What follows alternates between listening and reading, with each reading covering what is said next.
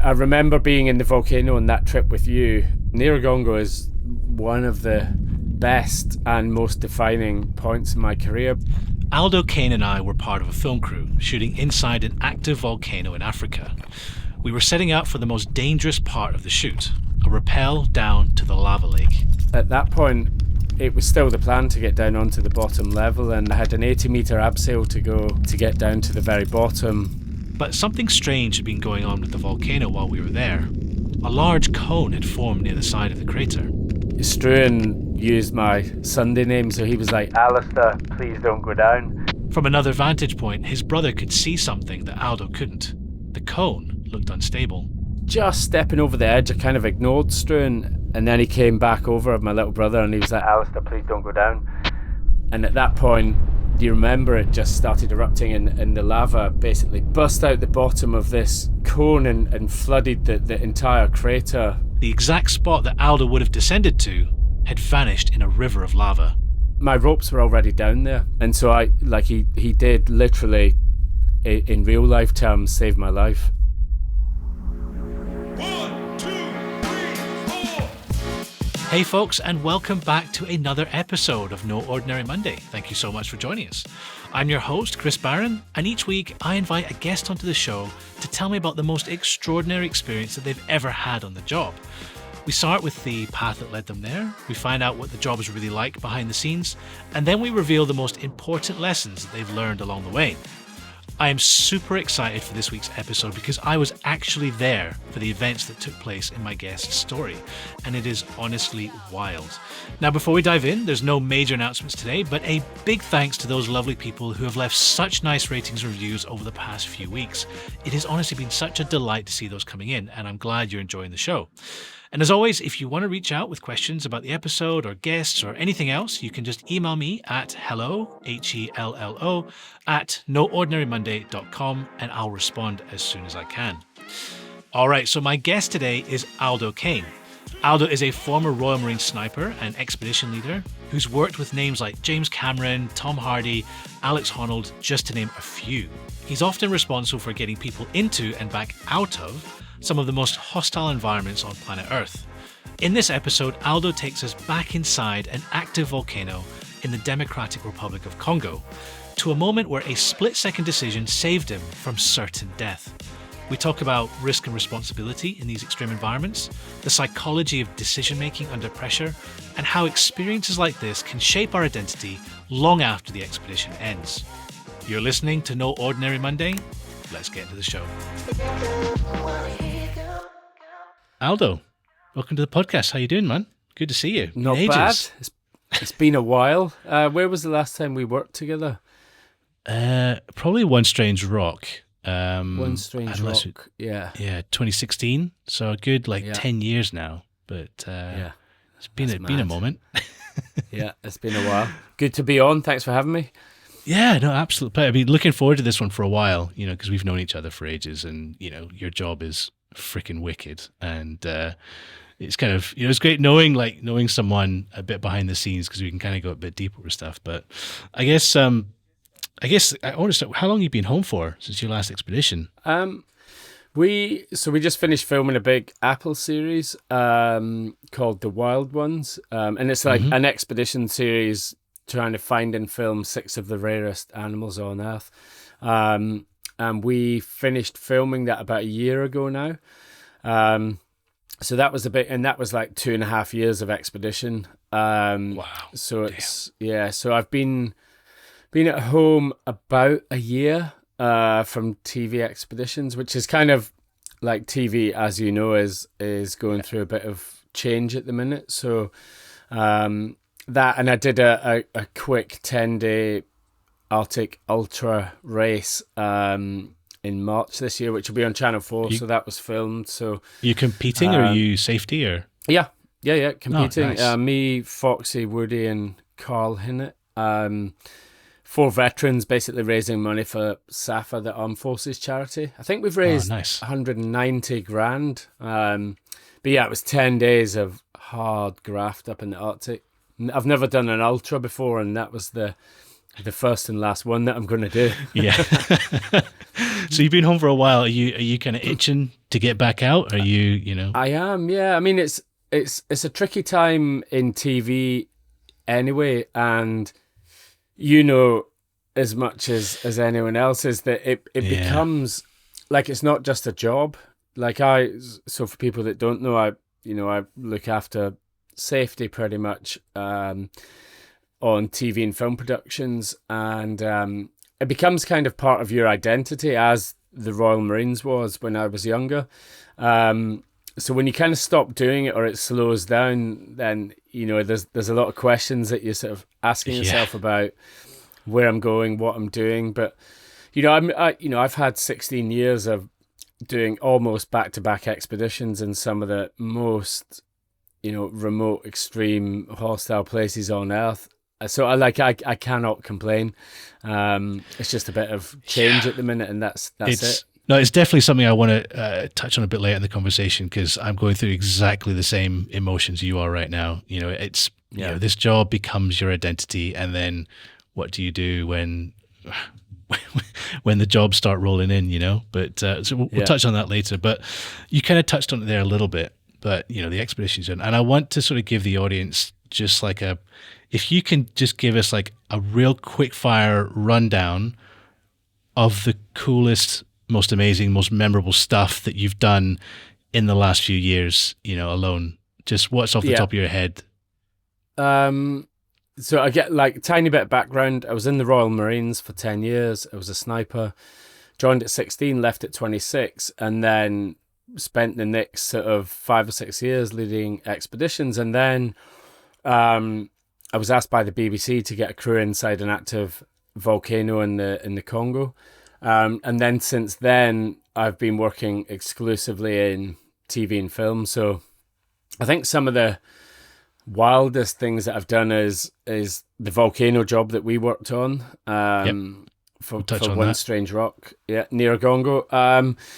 I did a big series of, I think, 15 world first expeditions with Steve Backshaw, who's a British naturalist. I want to say naturalist, but I always get mixed up between a naturalist and a naturist. One's naked and one's animals. He's both. He does it all. He does it all naked as well, just to let people know. Yeah.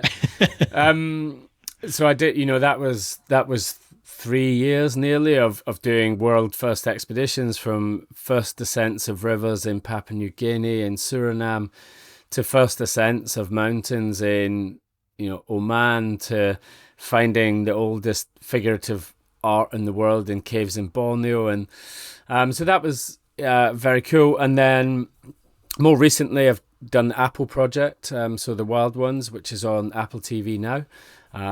Ocean Explorers, so I was James Cameron's sort of expedition lead on a big series on Disney and Nat Geo, basically exploring the oceans from surface to seabed.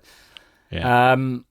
And then Arctic Ascent was another one we did recently, where Alex Honnold, Hazel Finlay, and a team of us went up to Greenland and did 2 big wall first ascents and the first traverse of an ice cap. And so to say, I've been very, very lucky over the years of doing some amazing things. Dude, we're not even like scratching the tip of the iceberg on what you've done. Like, you're talking about Everest, and we're talking about, like I said, like submersible stuff. Like, I did Everest, It's absolutely nuts when you think about it. Like caves, places people haven't been before, but like it just reads off as like, any one of those things might be like a lifelong bucket list item for a normal person. And but you're just I did all these things. We have a huge amount of privilege.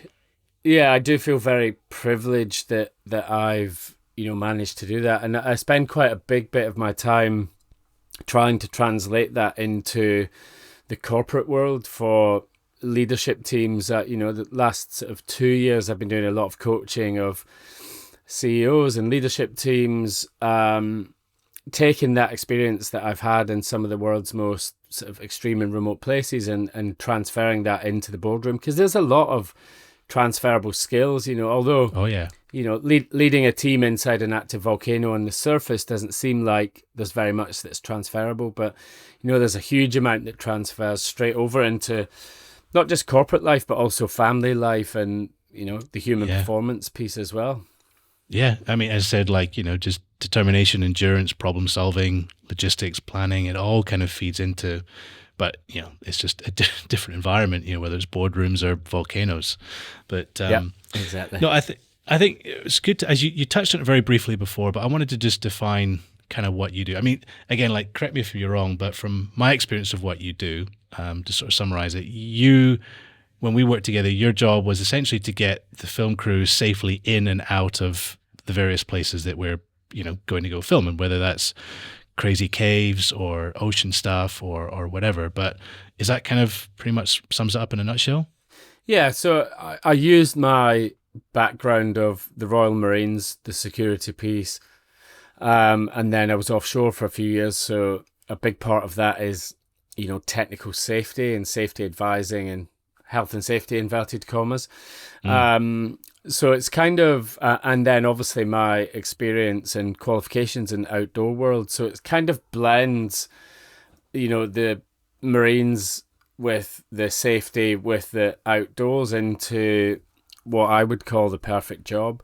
And so really, yeah, my job really is to look after people in environments that are quite tricky, because when people are filming, they're not necessarily paying attention to the environment, what's around them. And, a camera 100%. operator or a director can easily be stuck into their screen that they're looking at this thing and not being aware of the dangers round about it. So, really my job is to, get people in and out of tricky situations and, so that we can go and do it again.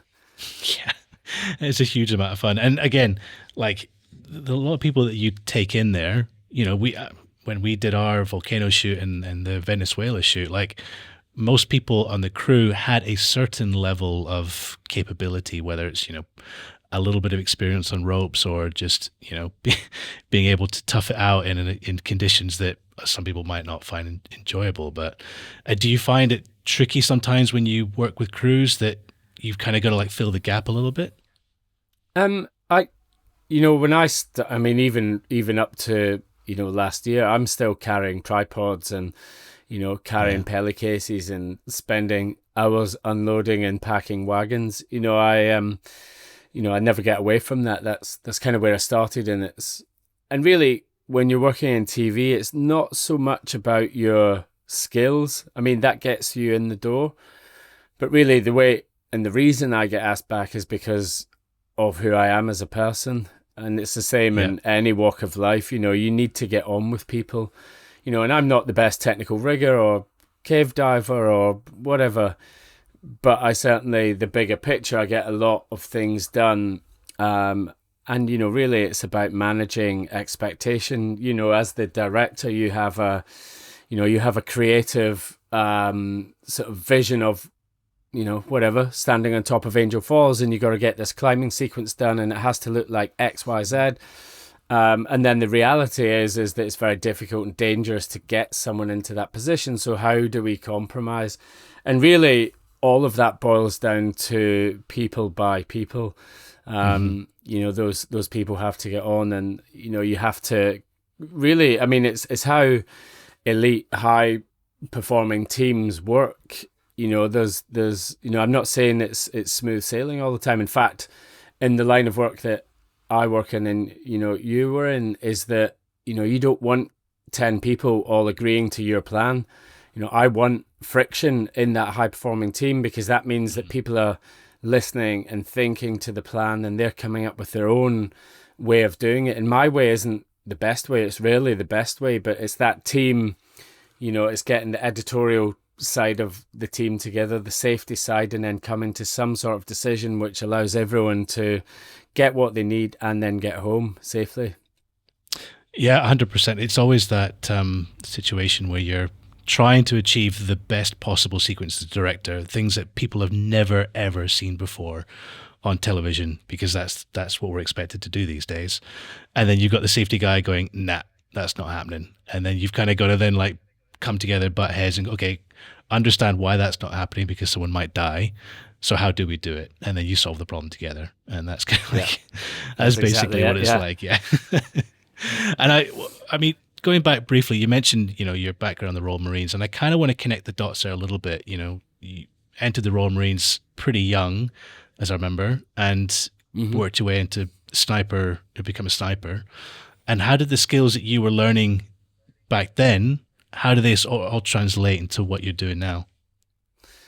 I think, the Royal Marines are Britain's elite amphibious fighting force. It's the longest, hardest infantry training in the world. It's no mean feat just to get through the training and become a commando.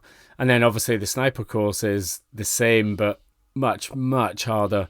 But really, all of the sort of hard skills that you learn while you're doing that, obviously with time, you get a huge amount of skill fade. So, I would say that not very much of what I learned as a hard skill in the Marines helps me now or helps me on the jobs. What does help me though is an ethos, a sort of a work ethic. When I'm on expedition, I'm usually carrying the heaviest pack. I'm sleeping in the worst position.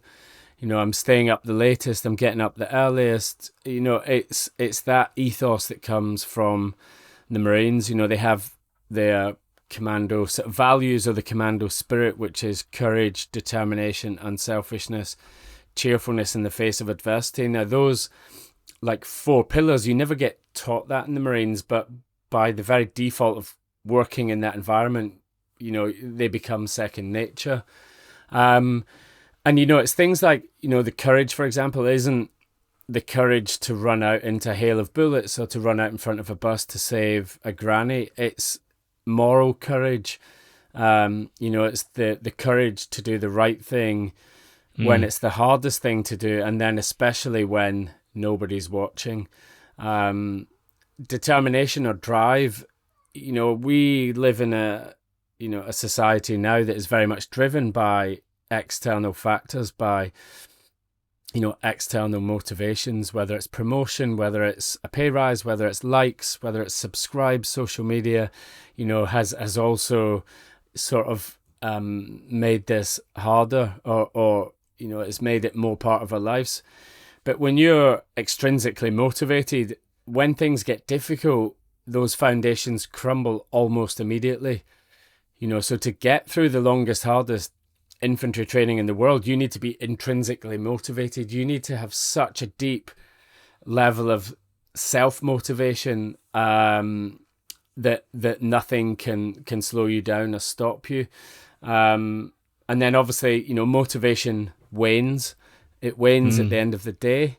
That's why people say get up and eat the frog, do the hardest thing you've got to do that day in the morning, because by the end of the day, your motivation goes. By the end of the week, your motivation goes. By the end of the month, the quarter, and the year. So your motivation is continually being undermined just by time itself. And that's where discipline steps in. So that's courage, determination, and motivation and discipline. Unselfishness is a huge one. If I'm on expedition with you and a film crew and I see someone struggling, I'm going to help them. I'm going to take their kit off them. I'm going to make sure they're all right. And it's the Royal Marines ethos. You look after your partner first, and then your fire team, and then your section, and then your troop. And in the process of looking out for everyone else, you're being looked out for as well. And then the final one is cheerfulness. We, as human beings, like to think we've got control over a lot of things. But the reality is, we've got control over about 2 things. And that's our attitude and our breathing. That's literally it. Our thoughts and our biology, like if we can control our breathing. So, we like to think we can control other people and other things, but, you may have a bit of influence, but you certainly don't have control. So that attitude of like shit happens, it can definitely get worse, and let's make the most of the situation. And that's that gallows humor, cheerfulness in the face of Yeah. adversity. So, to say how the Royal Marines have helped me in what I do now, I would say, one, it's the reputation of being in, one of the most elite fighting forces in the world. But that reputation can be easily, I left probably 20 years ago. That could, that's a long time, and I can't still be living off that reputation from back then. So really, it's that, and it's the values, the work ethics that come from being an operator in that line of work. That's what gets me asked back, not my skills, not anything else. 100%. And that kind of goes for anyone on the crew, really. Like cameramen, soundmen, it's usually the people that are genuinely just the perfect people to have around. They're cheery. When shit goes wrong, they just get through it, find the problem. They don't complain. They just get the job done. You're absolutely right. But I wanted to pick up on motivation, because it's the same thing with a lot of jobs. It's what drives you that really pushes you through, and it gives you the determination, the power to go through. And I'm curious, when you were going into the Royal Marines, what was your driving motivation back then? So my motivation was, it's probably two things. One, I came from a background where I grew up in Ayrshire on the west coast of Scotland. There wasn't many opportunities. It was sort of factory work, or that was about it. So for me, I wanted out, and I wanted adventure, and I wanted travel. So that's what the Marines gave me, and that was the motivation that I had all the way through. The motivation, I was running away from working in a factory, and I was running towards the unknown, adventure, travel, camaraderie. So really, I think that was it. But ultimately, like I said, motivation wanes. You need a strong why, or a strong purpose. If your why isn't strong enough, then when things get hard, it crumbles very, very quickly. And it's the same with having a plan. If you don't have a plan, you'll become part of someone else's. So just by having a plan, and being motivated, and then having the discipline to follow that through, is like, it's a guaranteed roadmap for success in any walk of life. So really, that was my motivation. And it was also helped by the fact that at 16 I had no other frame of reference. So yeah, it was hard. It was the hardest thing I'd ever done in my life. But I was a milk boy before, and a paper boy. I think it would have been a lot harder had I come from a normal job, working in a shop, being a mechanic, because when you're cold, wet, tired and hungry, you look back and go, I could be doing this now. I could be sat at home, I could be earning more money, I could be doing whatever. And so it's a lot of things. But ultimately, motivation for anyone is it's an intrinsic thing. If, like I said before, if you're motivated by material things and pay rises and promotion and likes and validation, then as soon as things get hard, that crumbles to the ground almost immediately. 100%, yeah. And on the subject of comfort zones, when we're on shoots, I've never seen you look like you're outside your comfort zone. In fact, you look like you're having the best time of your life, which I'm sure you are. But like, there must be lots of times, when you're in the Royal Marines, I can't even imagine the amount of times that you went through difficult times there. I mean, has there ever been situations in your kind of later TV career where you have actually been pushed outside your comfort zone, or is that all within your wheelhouse, really? No, not at all. Probably two things that come to mind straight away is I did an undercover investigation into the illegal wildlife trade down in Southeast Asia. So, we're in China, Laos, Vietnam, Thailand, Cambodia, and sort of trying to uncover and unpick how, why, and where tiger poaching happens. And that pushed me out of my comfort zone a lot. Wildlife and environmental journalists are, I would say, it's probably one of the most dangerous jobs in the world right now, and people go missing or disappear all the time because they're reporting on deforestation, logging, fracking, oil, pollution in the sea, overfishing, wildlife trafficking, you name it. Anyone who's reporting on it is in very real grave danger. So that kind of pushed me out my comfort zone. It was something I wasn't used to doing, and I was pretty much on my own with a journalist and a filmmaker, Laura Warner, who was amazing, and she pushed me hard. And Were you she on pushed camera? me out of my yeah, it was on camera. Yeah, it was for BBC Doc. But Laura, the director, was absolutely tenacious. And I'm sort of in my head big timing it because I was in the Royal Marines, but we were in some seriously sketchy situations there with no backup. Do you mean with like wildlife or people? Mainly people, yeah. But I mean, yeah, when you're climbing over the, a 10-foot wall into a tiger compound and you don't know where you're sort of dropping into, whether it's where they are or on the other side, then that's pretty worrying. But ultimately it's people. The most dangerous things I've ever done is that and myself and Foxy, Jason Fox, did a series. It's on Netflix now called Drug Lords Inside the Real Narcos. And again, working with people, drugs, money, egos. It's just a very tricky balance to get right. And any mistake in that environment with narcos in Colombia, Mexico, and Peru will get you killed.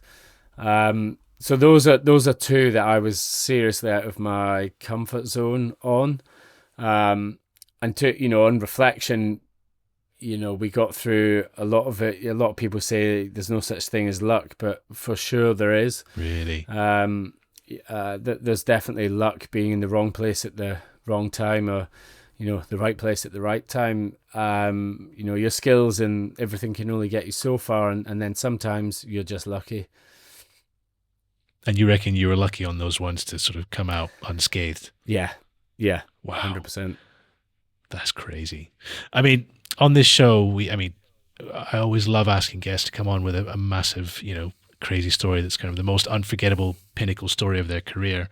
And we were chatting offline before about ours. And it's really funny that, I don't know whether you said it because it's me or whether this genuinely is sort of your story with Nyiragongo volcano in DRC. But it's certainly up there for me. And I think it's just fascinating that we have an opportunity to actually, sort of share the same story, but almost from two perspectives. Yeah. That Nyiragongo is one of the best and most defining points in my career, because that was the first job I ever did in television in 2010. And then you and I went back in 2016. And then I went back in again in 2017. And when we were there in 2016 with you, do you remember it was erupting while we were in there? So like I've had quite a few defining moments in that volcano where, I'm basically asking myself why I remember being in the volcano on that trip with you. Yeah. I remember when I finished the Narcos thing, I thought I will never do a job like this again. And then when I was in the volcano just about to do, the last bit, I thought I'd rather be in the jungle with the Narcos than be in a volcano that's erupting. I mean, let me just set the scene for people here, because again, I've got a really unusual situation where I can give like a little bit of like the scene setting part of it. But I get a call. I was on a different project at the time from a director who was on One Strange Rock with us, and Nick Stacey, and he knew I was a rock climber and he knew I love science, and they needed someone for the shoot because none of the current team had like, that mixture of like rock climbing skills and things. So he dropped my name. I get a call and I'm like 100%. I'm get me down for that shoot because it just sounds wicked, and not knowing what I was really getting myself in for. But again, like knowing that it's going to be a great shoot. I've got, tenacity and motivation. But I remember coming into the office for the first day. That's the first time I met you. Was the first kind of meeting that we had, big production meeting in the conference room there at Newtopia. And I was just mind blown. I can't remember who was leading the meeting, but I just remember you being there. I was like, oh, who's this sort of like bearded Scot? And there's that sort of instant Scottish connection. Like, oh, you're Scottish, you're Scottish. And just going through the plan for the mission. And it was just like, my mind was blown, because the plan was essentially, we're going to go into this massive volcano, which you can describe in further detail from a sort of technical challenging point of view, to take a live lava sample from the massive lava lake, the largest lava lake in the world at the bottom. And I was like, okay, great. This sounds amazing. And I'm like, glad I've got someone like you to sort of like figure out how we're going to do that safely. And yeah, it was just mind blowing. Well, you got, to get into that volcano, you need to, me and my team, it was my little brother, Struan, was there. Struan, yeah. Yeah, and Daz, I think, was there was another Marine. And, I have to go in and rig like 2.5 kilometers of rope down some of the most treacherous terrain I've ever been on. I mean, it's, hundreds of meters of vertical descent on chalky ash. And rock, yeah. The first time I saw it, I felt sick, because I was like, I have no idea how I'm going to get down inside there. It takes, me and my team probably 3-4 days to get ropes down into the inside the crater. There's like 3 levels of it, different tiers, and you got to get down to tier 1 and then down to tier 2. It's just quite a complex rope rigging piece on its own. Then you've got the security piece that we're in the Congo. It's it's quite an unstable area in the Virunga National Park. Yep. So there's the geopolitical risk there. And then you've got the biggest lava lake on the earth, and then you've got a little vent that's starting to open up over in the corner of the the sort of bottom of the crater. That was it. Like, I think because I was told, it's fine, it's a stable lava lake, it's just bubbling away. It's not like erupting volcano, which a lot of people think. And then I think it was like the second night, maybe like we were there, we noticed like a little orange glow at the side of the sort of bottom layer, as it were. And it just grew and grew and grew and grew to something that we didn't even expect or anticipate for that shoot.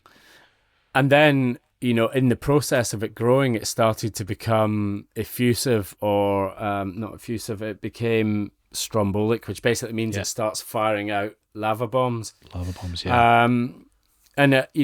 At that point, it was still the plan to get down onto the bottom level. And, to cut a long story short, I was down filming right on the last ledge with Johnny. I had an 80-meter abseil to go to get down to the very bottom. My little brother, then Johnny left because the lava bombs were getting too much.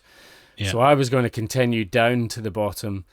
And Struan, my little brother, and Johnny Rogers, who were filming from back up in where the tents were calling on the radio. And Struan used my Sunday name, so he was like, Alistair, please don't go down. And that when I was like, well, he's quite serious, but where he could see that this 60-meter cone that had formed was doing some funky stuff, and it looked like it was sort of breathing. And he was like, please don't go down. And I kind of at that point thought, well, I'm only 80 meters on the abseil to get to the bottom. I'll go down, I'll assess it, and then I'll come back up. And so I was just stepping over the edge. I kind of ignored Struan. And then he came back over, my little brother, and he was like, Alistair, please don't go down.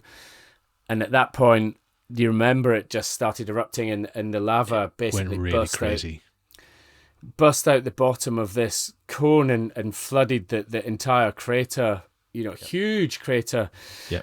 And basically came up to and along the bottom of the wall that I would have abseiled down. My ropes were already down there. And so he did literally, in real life terms, save my life. But what's interesting about that, obviously that all kicked off, and then we had, another amazing night in there while it was erupting, and the thermal winds, because obviously there's a huge amount of heat released into there. That's all going up, and it's pulling cold air in from the outside of the volcano and creating these like almost hurricane force winds. Yep. Yeah, and Tents were going mental. I think I've got a video somewhere Yeah. of just my tent like flapping like mad. yeah, and so we got you guys out pretty sharpish after that. The next morning, we got everyone out, and Struan and I ended up staying in there for another night while we were stripping out kit. And I just remember lying next to Struan in the tent, and it, you just see this orange glow outside the tent, and the tent was getting pushed down on our faces, snapped poles. Jeez, But from the wind. So basically we this is the bit that you don't know. So we obviously tapped out of that, and we came out of the volcano, and then a year later I went back on another shoot. And it was with the BBC for Expedition Volcano. And so we get back in, we go down to tier 2 where we set up the tents, and then I got round to where I was stood, just about to abseil down onto the bottom of the lake again. So I had this 80-meter abseil to go. The cone in the corner had stopped erupting. That was all, it all calmed down Cold, a bit. yeah. And so I got on the ropes and I abseiled down, and I got to the bottom. It's the third time I'd been inside the volcano, and I eventually got to the very bottom of it. There's like 3 people on Earth that have done that.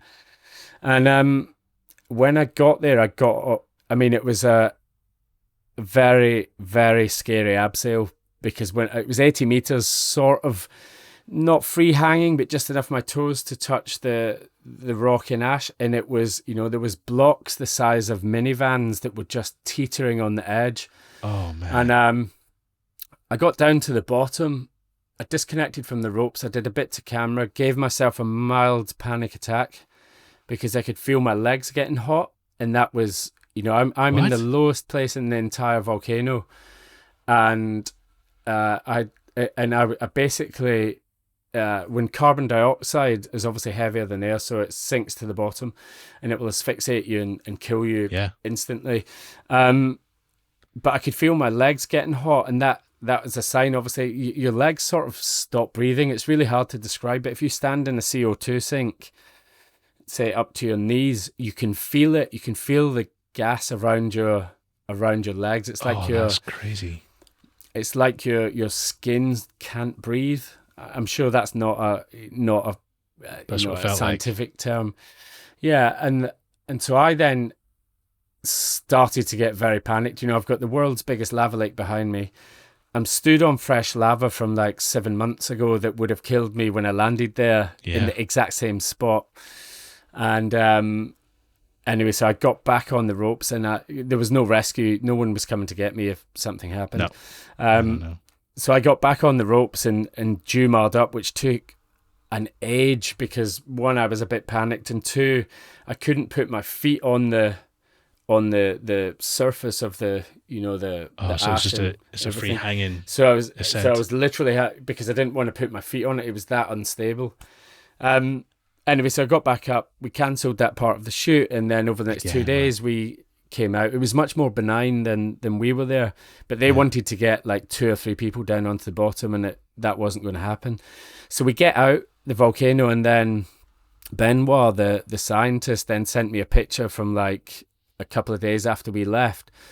And do you remember that sort of rock garden you had to make your way down to the edge of it? It's like 100 meters of, about 200 meters square surface area of all the rocks slid down onto the very bottom where I was stood. It was like it came out about all the rocks, basically the size of minivans and just trucks had gone, and so from the bottom of the rock face out probably about 60 meters was fresh rockfall. So I definitely used up a few of my lives there. You're like a cat using up all your 9 lives. That is, because I remember it's basically, as you say, it's a caldera that's constantly crumbling in on itself because it's an active volcano, and if you were to time lapse it over years, it's just all those bits are falling in and falling down. Yeah. Even the place that because we had our camp on this, like the second tier, or the third tier down, I think.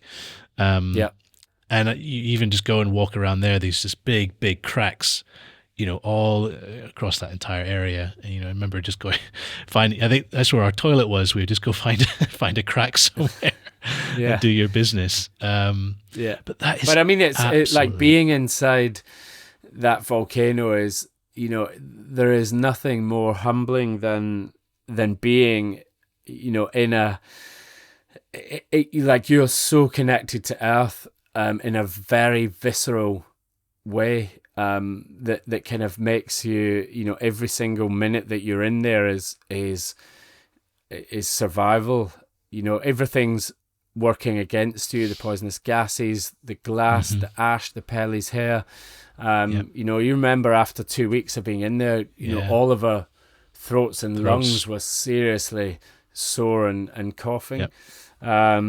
And basically all of my fingers were infected, because you get these bits of ash and glass in microscopic glass, just cutting everything up.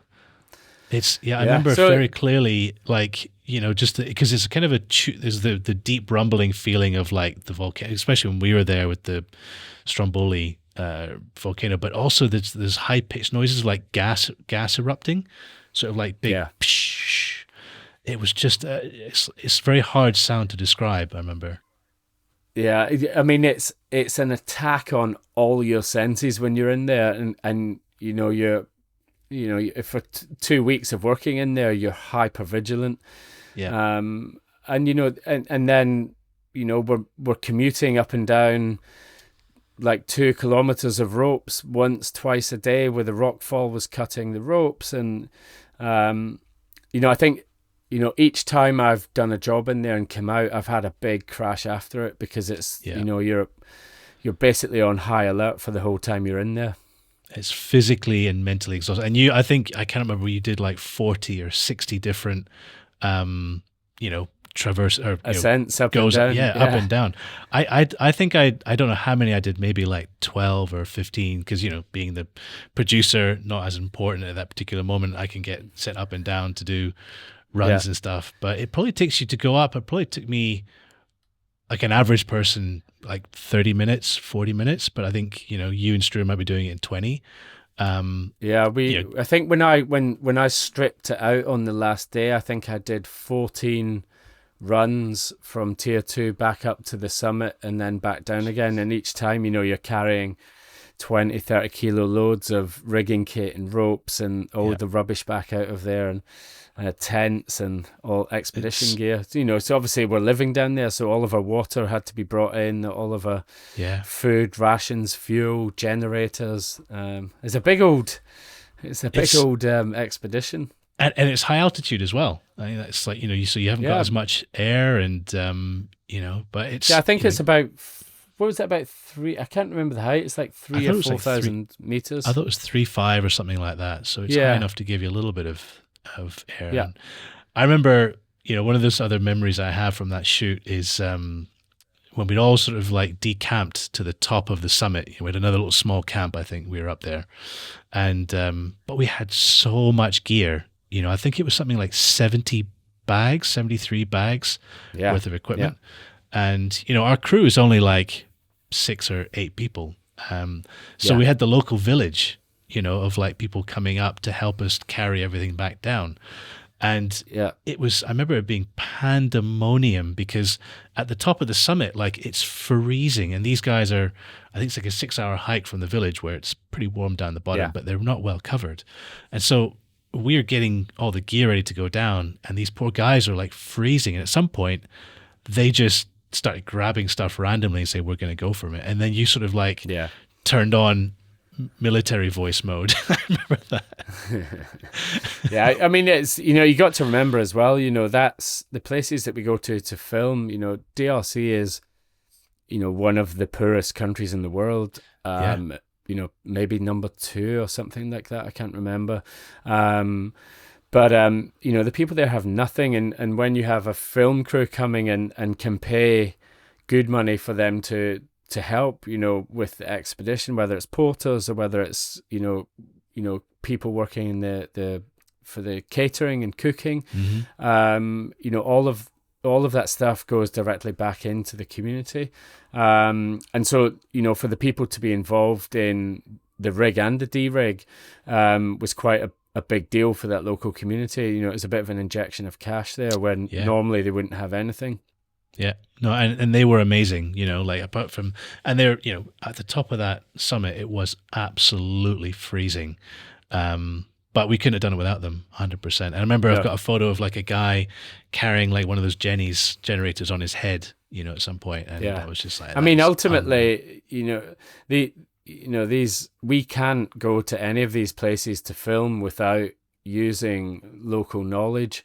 And it's becoming more the way now, which is really good to see, is that we're using local teams, local production companies, local fixers, even training people up how to use, how to use the gear, how to use drones, how to use cameras.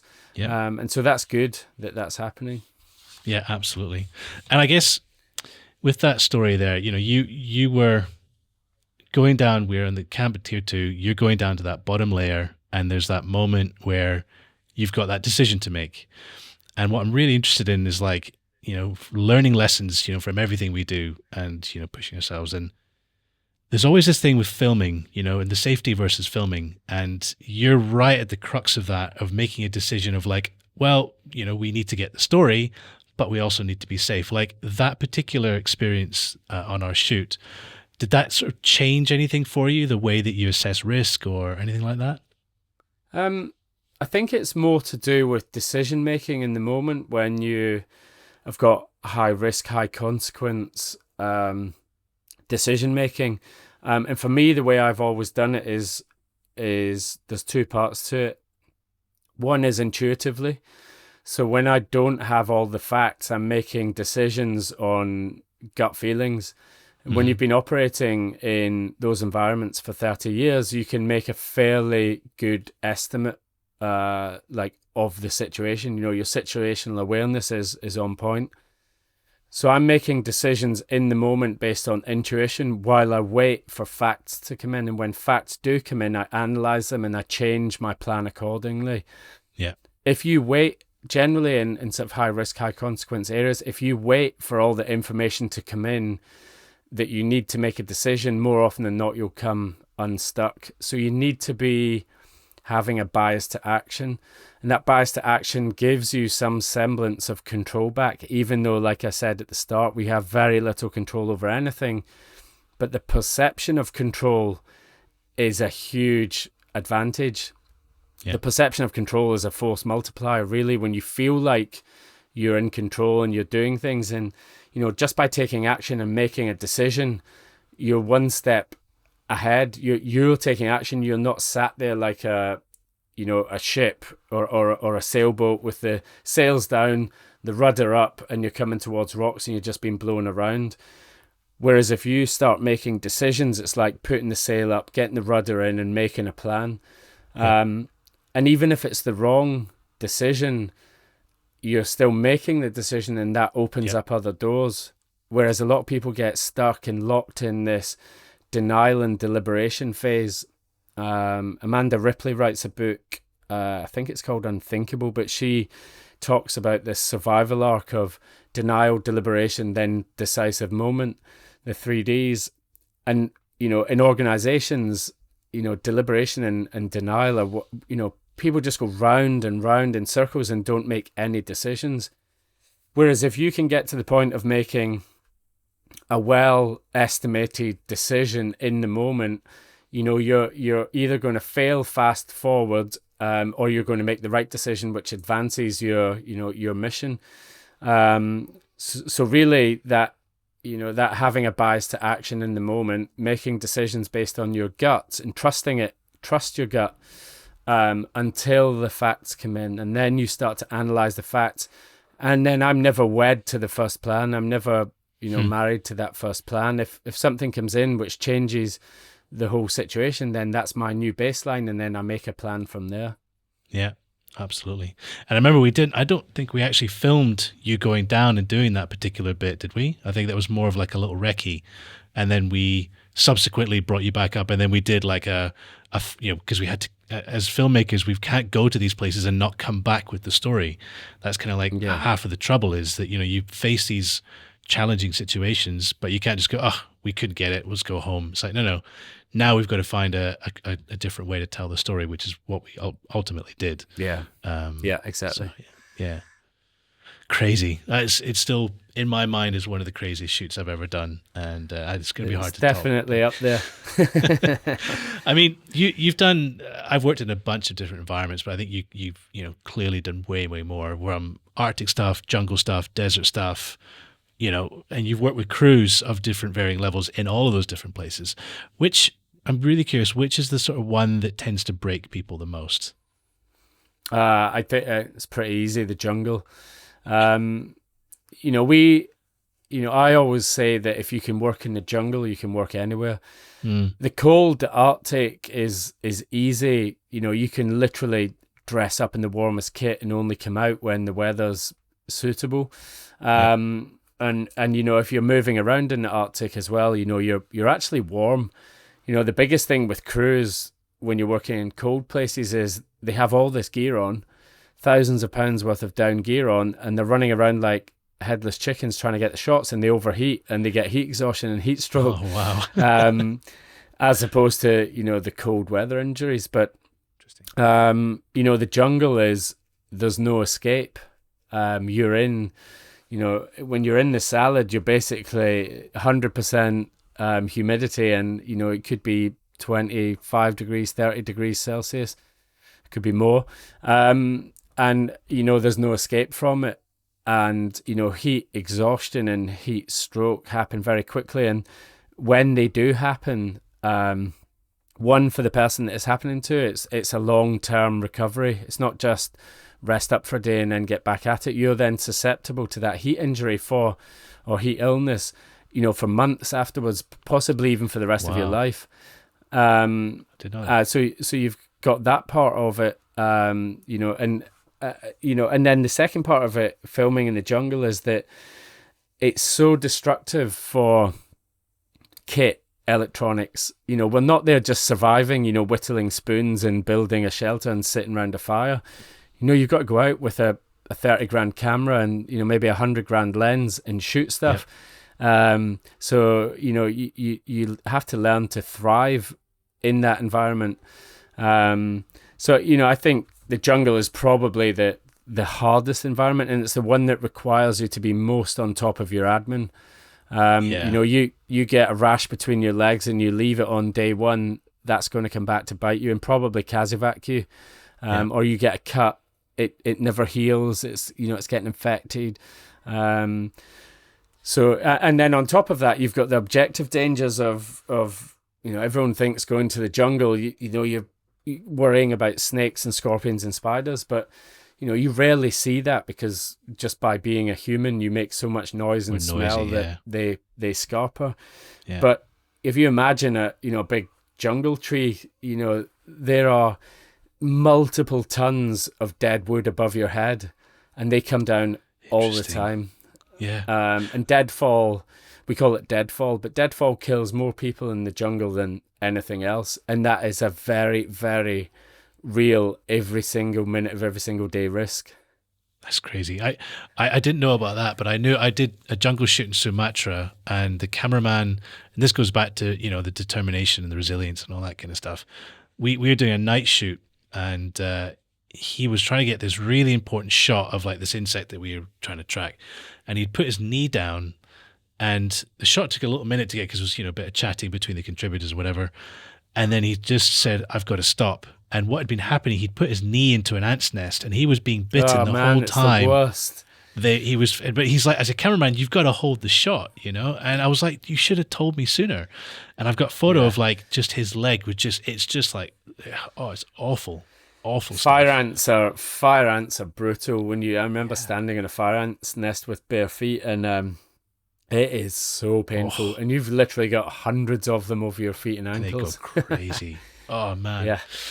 I want to move on to just, the shoots are great, and they're, lifelong memories, super exciting. The adventure is why we do it. The adrenaline is why we do it. But, there is a flip side to this career, whether it's, being in TV industry or the side that you do, with being talent or being on expeditions. Like, it's the sort of toll on your personal life as well. It can be pretty tough industry when it comes to, managing family versus the job that you're so passionate about. Like how have you sort of balanced those two things? I I think at the start I didn't balance them. I was coming back from one shoot, and I'm packing gear for the next shoot, and it was the golden days of adventure TV. We were literally away for 7, 8, 9 months a year, bouncing from someone's bucket list trip to another one, to another one, to another one. So you end up getting a bit frazzled, and a bit burnt out. That's for sure. When you come back, there's the bit that no one talks about is the come down, the crash. When you're on a shoot, you're in a bubble, you're working with a small team for 18 hours a day, you're doing hard things, you're bonding, you're seeing some of the most incredible sights that are on our tiny little planet. And then you come back home, and then there's a big crash, and you're not part of that team anymore. And, you're back to doing the big shop in the supermarket, walking the dog, working out what to have for dinner. And when you go to the gym, you've lost all the gains that you had, before you went on the trip, or you're injured. And, so it takes a big toll psychologically. And if you don't get on top of that, then that can burn you out.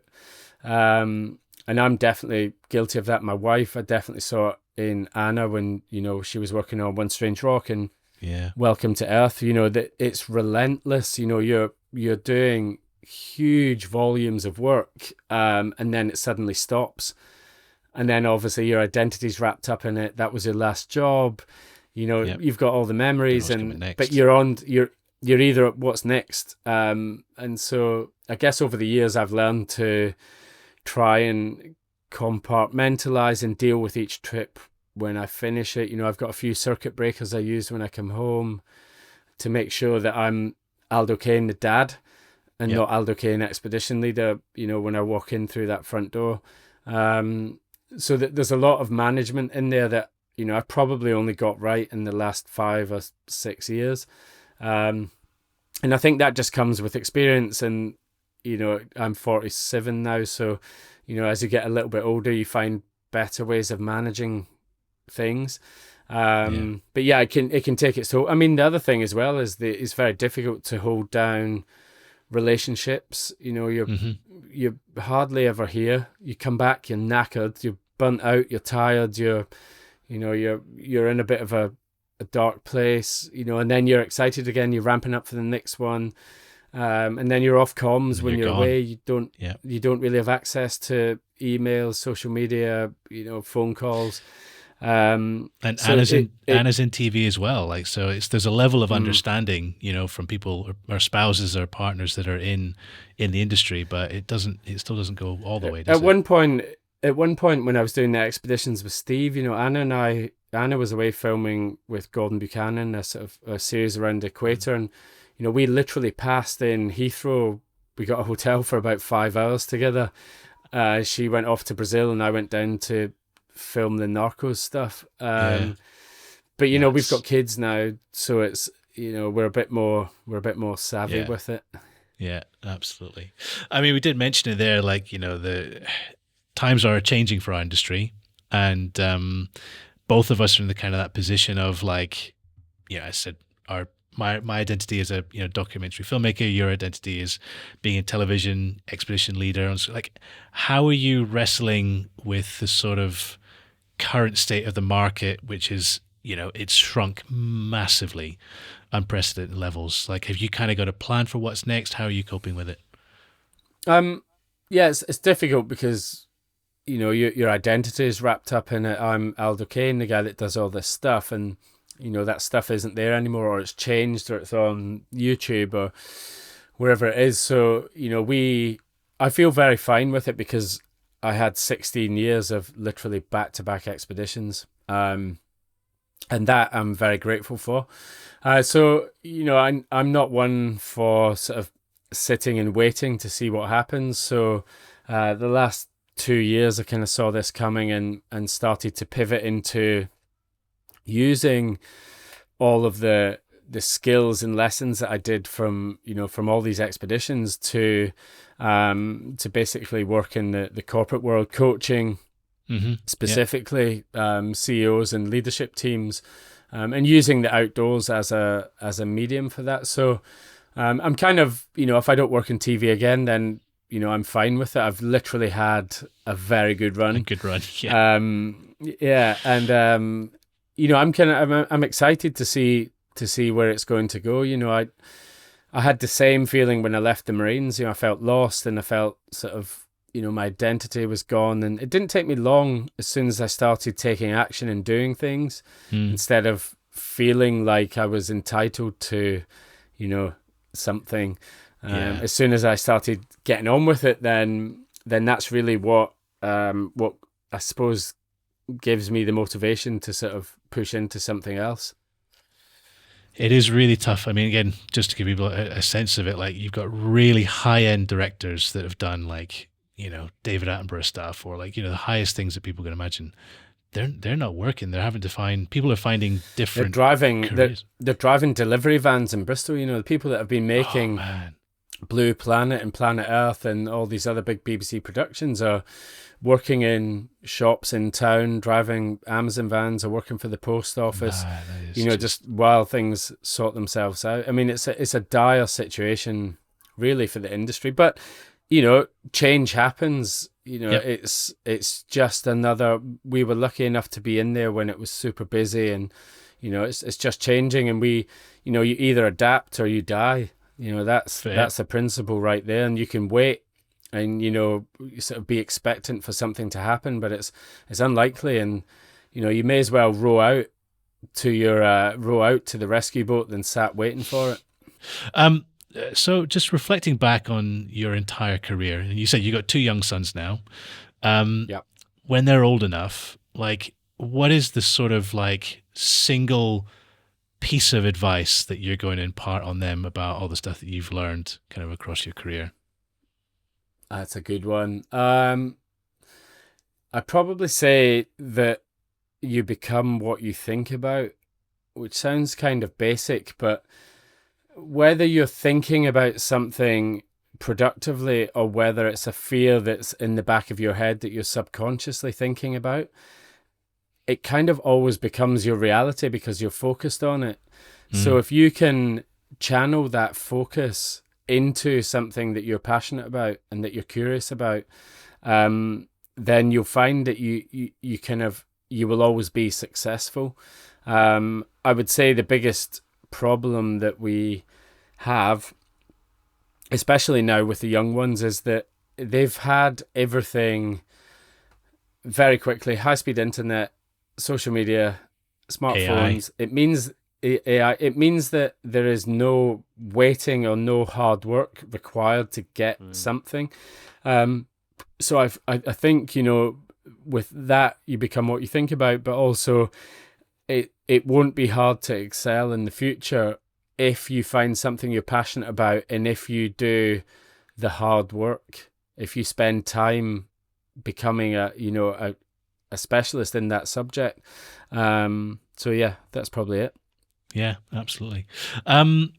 It's a very interesting, I always ask guests a piece of advice for anyone wanting to follow in your footsteps, but given that our industry's in a big change, I mean, what kind of very briefly would you advise to people who wanted to sort of do what you do? Because I'm sure you get asked all the time. Yeah, I mean, the industry is changing, and if you're sort of old and bold like us in it, pivoting might be, difficult or impossible for some people that have been doing it for much longer than us. Yeah. But, the thing to remember is that the attention commodity is probably the number one commodity on earth that people are trying to capture right now. There is more money than has ever been available before. Yes, it's not going into mainstream TV at the way that it did before, but it's going somewhere, and people are watching more content than they have ever watched before. So really it's, the new system, the new world order is democratized TV. It's no longer the sort of hallowed halls of someone with a double or triple barreled name that's, making obscure stories about, in far off places. Yeah. Anyone with a camera, with a GoPro, with an Osmo or a phone even, who's passionate about a subject can go and film it and get it on YouTube and have millions of people watch it. And television struggles now. Mainstream TV struggles to get millions of people to watch something, and that's part of the problem. Whereas, so the positive side of it is there's more money than ever before. You just need to find a way of tapping it, and people are watching more content than ever before. So you literally need to find what it is that you're passionate about, and just saying that you want to be a YouTuber or be famous that's extrinsic. You need to find something that you're curious and passionate about that will drive you on to be successful at finding that subject that you want to film and share with the world. Awesome. I think that's great. Aldo, I think it's a perfect place to leave it. I always love at the end just to offer guests a chance to plug kind of what they got going on, where they can find you, books or services. What have you got going on? Yeah.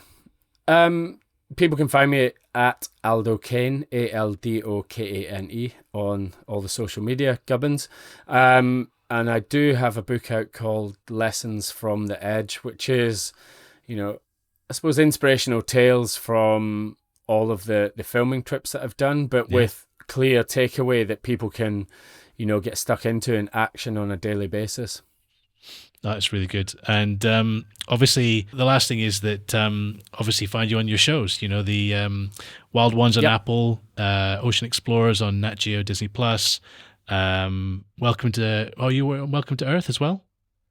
Yeah. So Welcome to Earth is on Disney, Nat Geo, and Alex Honnold's Arctic Ascent. Yep, Arctic Ascent. That's on Disney and Nat Geo. I think that's probably it for recent stuff. Yeah, absolutely. Go check him out. Fantastic. Aldo, listen, dude, it's been absolutely awesome having you on the show and having this conversation. Thank you, mate. I appreciate that, and I hope the listeners get something out of it. Awesome. All right, take it easy.